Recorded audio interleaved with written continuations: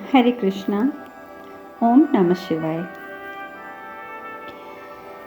कल हमने कथा में बात करी थी कि किस प्रकार से कार्तिकेय परेशान होकर इंद्र की बातों से उसका मन बहुत विचलित है और वो कृतिका लोक पहुंचता है।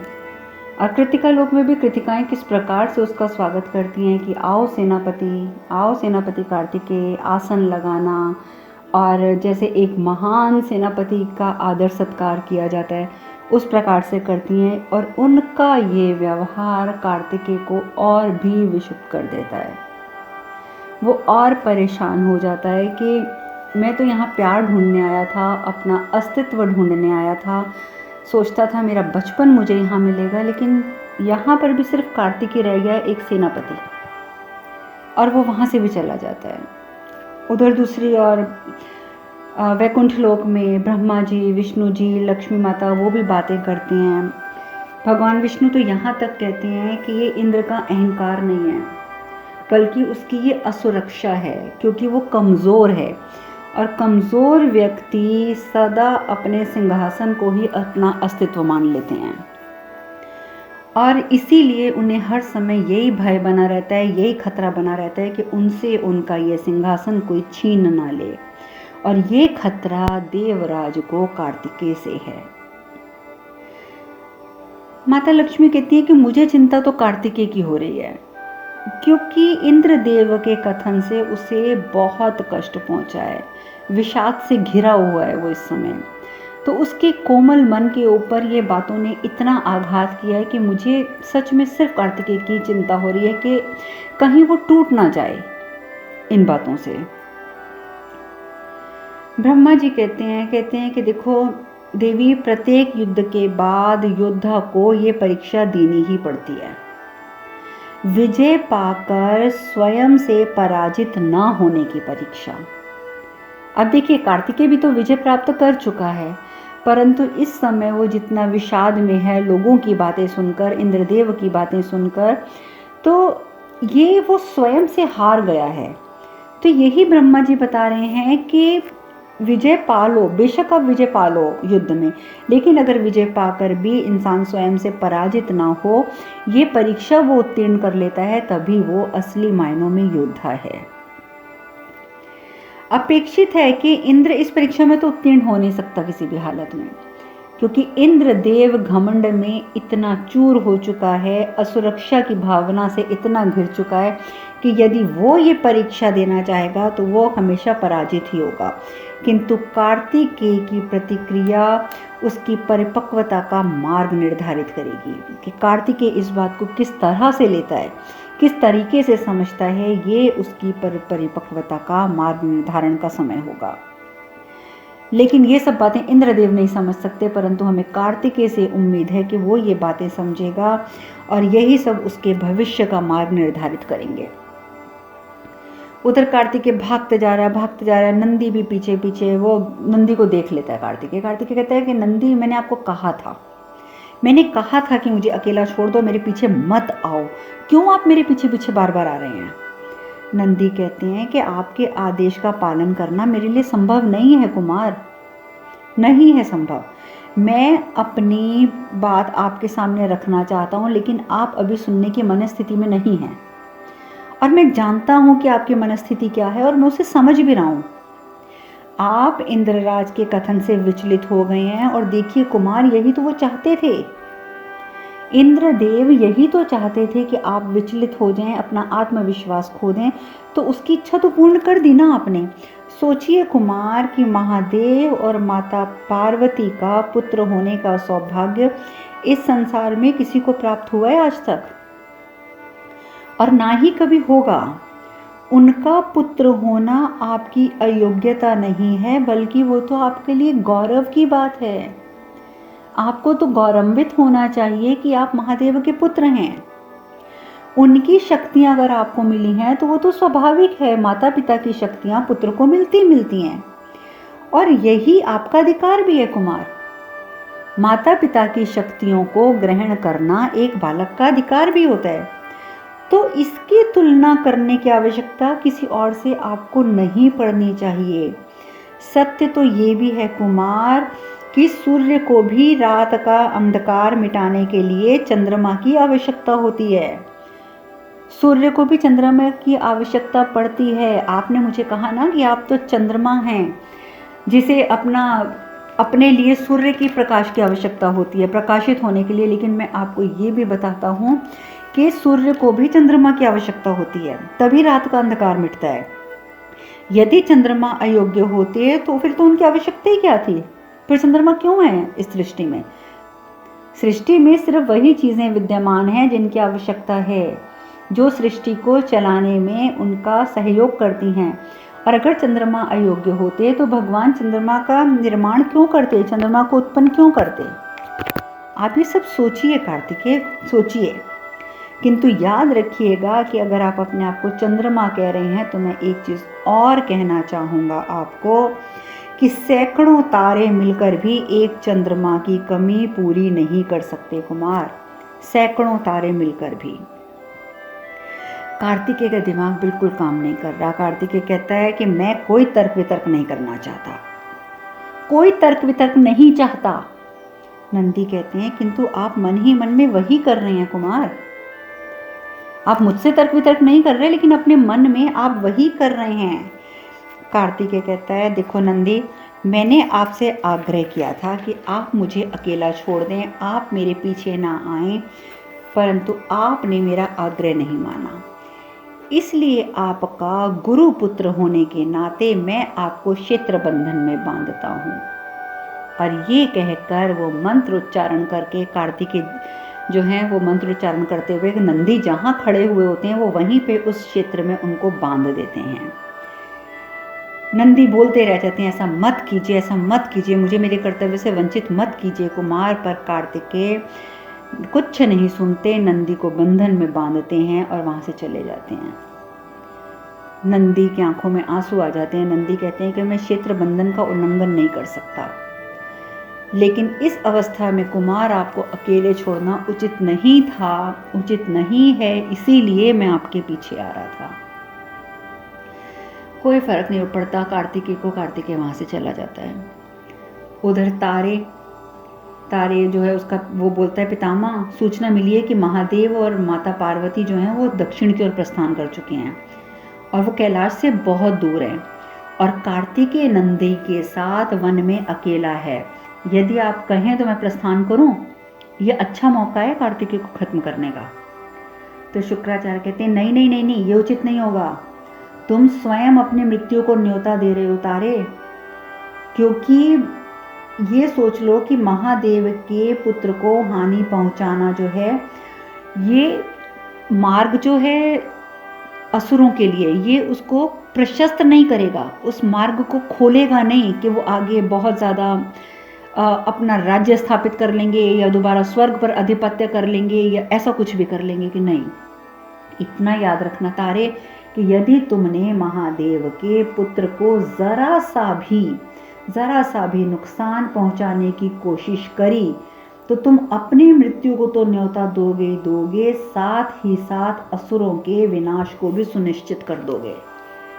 क्योंकि अगर एक बार शिवपुत्र को जरा सी भी हानि पहुंच गई तो महादेव स्वयं असुरों का विनाश कर देंगे। तुम उनकी उन्नति का मार्ग प्रशस्त नहीं करोगे कार्तिकेय को हानि पहुंचाकर, उल्टा तुम उनका नुकसान कर दोगे, विनाश का मार्ग सुनिश्चित करोगे। सो तुम सोच लो। लेकिन शुक्राचार्य जो बेशक उनके गुरु हैं, उनकी बात कौन असुर सुनता है। उल्टा तारकासुर का पिता कहता है कि किसी भी सभ्यता का विनाश उसकी कायरता निश्चित करती है। शुक्राचार्य जी, कायरता। और आप हमें कायर बनने के लिए कह रहे हैं कि हम शिवपुत्र पर आक्रमण ना करें। अरे हम आक्रमण करेंगे। मैं तो चाहता हूं कि शमशान में वास करने वाले महादेव को भी पता लगना चाहिए कि पुत्र की चिता का ताप कैसा होता है। आज तक तो वो शमशान में बैठकर जब तप करते हैं तो लोगों की चिताओं का ताप देखते हैं ना। मैं चाहता हूं कि महादेव को पता चलना चाहिए कि खुद के पुत्र की चिता का ताप कैसा होता है, कैसे होती है उसकी लाश के जलने की गंध, जो मैंने महसूस करी अपने पुत्र को जलाकर। बहुत क्रोधित है तारकासुर का पिता और इसीलिए तारे उसके उकसाने पर उसी समय उस महल से निकल जाता है कार्तिकेय का वध करने के लिए। कार्तिकेय का जैसे मैंने बताया कि वो पहले ही नंदी को क्षेत्र बंधन में बांध चुका है, अब अकेला वन में, और सामने तारे आ जाता है। कार्तिकेय के पास तो कोई शस्त्र भी नहीं था, क्योंकि वो तो जब वहाँ से निकला था इंद्र के महल से, तो वो इतना उद्गिन था कि उसने तो अपने शस्त्र तक फेंक दिए थे, क्योंकि उसके मन में ये बात बैठ गई थी कि शस्त्र तो मेरे माता पिता के दिए हुए हैं, देवताओं के दिए हुए हैं, इनसे मैं लड़कर कौन सी बहादुरपना अपना दिखा रहा हूँ, कौन सा योद्धापन दिखा रहा हूँ। और इसीलिए उसने शस्त्रों का भी त्याग कर दिया था। इधर तारे जो है वो शस्त्रों से सुसज्जित होकर कार्तिकेय के समक्ष उपस्थित हो जाता है, युद्ध के लिए ललकारता है।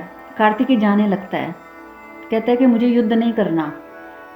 तो युद्ध के लिए ललकारते हुए तारे कहते थे, हाँ हाँ तुम युद्ध क्यों करोगे, आज तुम्हें तुम्हारे पिता की हथेली थोड़ी मिल रही है, आज हथेली नहीं मिल रही है, तुम्हारी माता का तुम्हें शस्त्र नहीं मिल रहा है, तो पीठ दिखाकर भाग रहे हो। जैसे ये बातें सुनता है कार्तिकेय, उसका खून खौल जाता है। कार्तिकेय कहता है कि ऐसी कोई बात नहीं थी, पर तुम ये जो कह रहे हो ना कि मैं अपने पिता के हाथ पर खड़े होने की वजह से तुम्हारे पिता का वध कर पाया, तो चलो तुम्हारा जो ललकार है इसको मैं स्वीकार करता हूँ। और वो युद्ध के लिए कार्तिकेय खाली हाथ ही तारे के ऊपर हमला कर देता है। नंदी जो है वो महादेव को पुकारता है कि महादेव आप आ जाएं, आप आएं। देखिए कार्तिकेय इस समय मुसीबत में होगा, क्योंकि कार्तिकेय अकेला चला गया है। उधर कार्तिकेय के साथ युद्ध तो करने तारे आ गया, पर उसे ये नहीं मालूम था कि महादेव और माता पार्वती तो दक्षिण से वापस भी आ चुके हैं मीनाक्षी से मिलकर।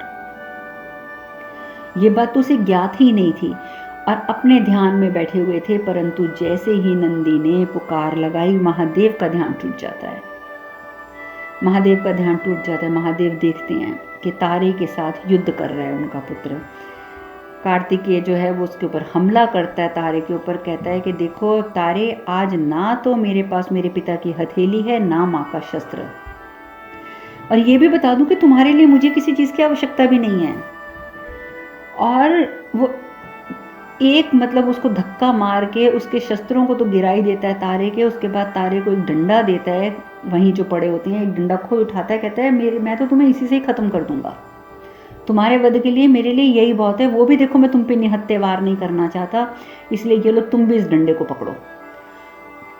और इस प्रकार से युद्ध करते हुए, डंडे से मारते हुए, मार मार के वो ताड़केश्वर के पुत्र को यानी कि तारे का वध कर देता है।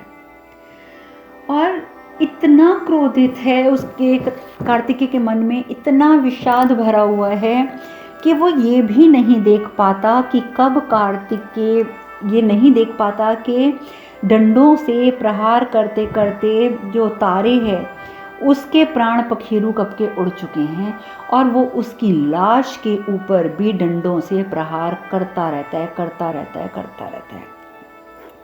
शिव और पार्वती भी वहां आ जाते हैं। शिव पहले बहुत आराम से बोलते हैं, पुत्र रुको।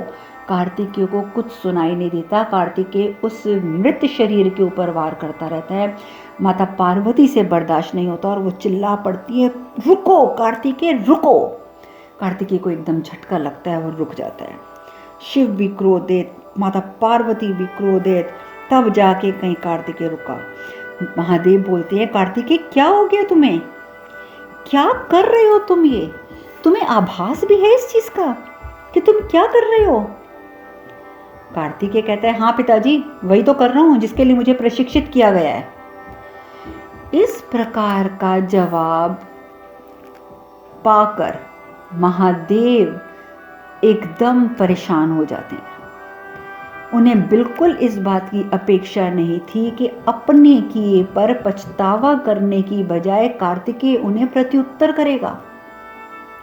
कि यदि महादेव ने पूछा कि कार्तिकेय तुम्हें आभास भी है कि तुम ये क्या कर रहे हो, तो उल्टा कार्तिकेय कहते हैं कि हाँ पिताजी, वही तो कर रहा हूं जिसके लिए मुझे प्रशिक्षण दिया गया था। महादेव चुप हो जाते हैं। महादेव कहते हैं 2 मिनट तो उन्हें समझ ही नहीं आता कि वो कार्तिकेय को बोलें तो क्या बोलें। फिर भी वो कहते हैं कि कार्तिकेय, प्रतीत होता है कि तुम भूल चुके हो कि एक हत्यारे और एक योद्धा में क्या अंतर होता है। एक योद्धा धर्म की स्थापना हेतु युद्ध करता है उसके लिए धर्म की स्थापना हेतु अपना रक्त बहाता है, किंतु तुमने तो अपने अहम की पूर्ति हेतु इसका वध किया है। और आवेश में आकर तुमने ये भी नहीं देखा कि इसके प्राण कब के निकल चुके हैं, कब के ये अपने प्राण त्याग चुका है, तुमने ये भी नहीं देखा। उसके मृत शरीर पर तुम प्रहार करते रहे, मृत शरीर के ऊपर। ये व्यवहार किसी भी नियमावली के विरुद्ध है कार्तिकेय, नियमावली के विरुद्ध। मुझे तुमसे ऐसी अपेक्षा नहीं थी कि तुम इतनी क्रूरता दिखाओगे कि एक मृत शरीर के ऊपर प्रहार करते रहोगे। कार्तिकेय जब ये बातें सुनता है तब भी उसका दिमाग काम नहीं करता। कार्तिकेय बोलता है, अपेक्षा नहीं थी?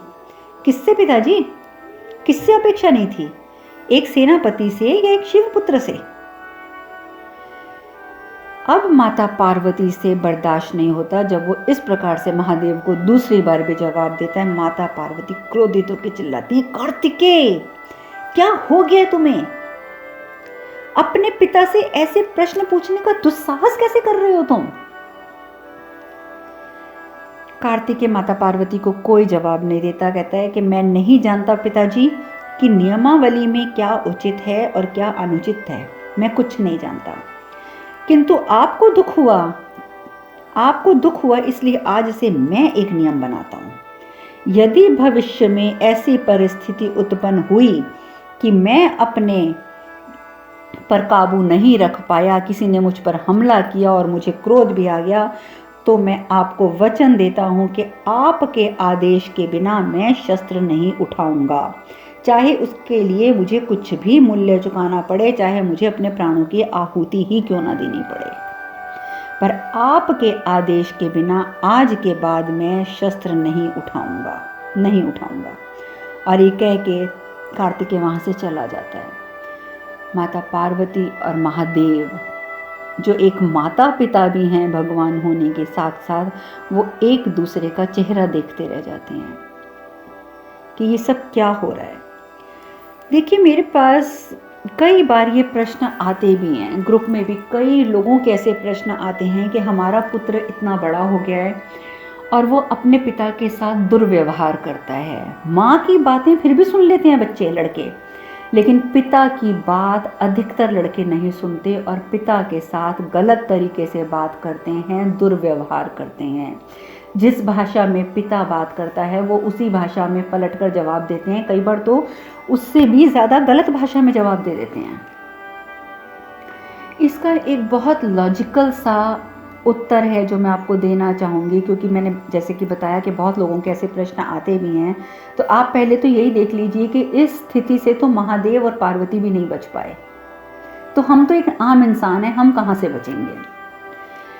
आपको मैं यहाँ पर एक छोटी सी चीज़ बताना चाहूँगी कि भगवान ने पुरुष की प्रकृति ही ऐसी बनाई है कि पुरुष में ईगो, अहंकार, ये सब बहुत ज़्यादा होता है। स्त्रियों में ईगो, अहंकार कम होता है और यही कारण होता है कि एक पुत्र की अपनी माता से बन जाती है लेकिन पिता से कम बनती है। पिता से कम बनने का एकमात्र कारण जो होता है वो होता है मेल ईगो। ये मैं आपको इंग्लिश का वर्ड बोल रही हूँ, male ego, MELE, male EGO, ego, यानी कि पुरुष होने का अभिमान, पुरुष में उपस्थित अहंकार और अभिमान। ये एकमात्र कारण होता है पिता और पुत्र का आवेश में आना और एक दूसरे की बात को ना समझ पाना और एक दूसरे से कटु वचन बोलना।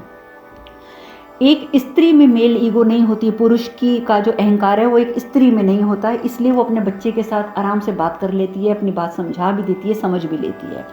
लेकिन जब दो पुरुष, देखिए, जब एक लड़का 15-16 साल का हो जाता है तो उसके अंदर मेल ईगो बढ़ने लग जाती है, यानी कि उसके अंदर पुरुष तत्व जो होता है वो बढ़ने लग जाता है। पुरुष तत्व का एक भाग, उसका अहंकार भी है, वो बढ़ने लग जाता है। पिता में पहले से ही उपस्थित होता है पुरुष तत्व और अहंकार।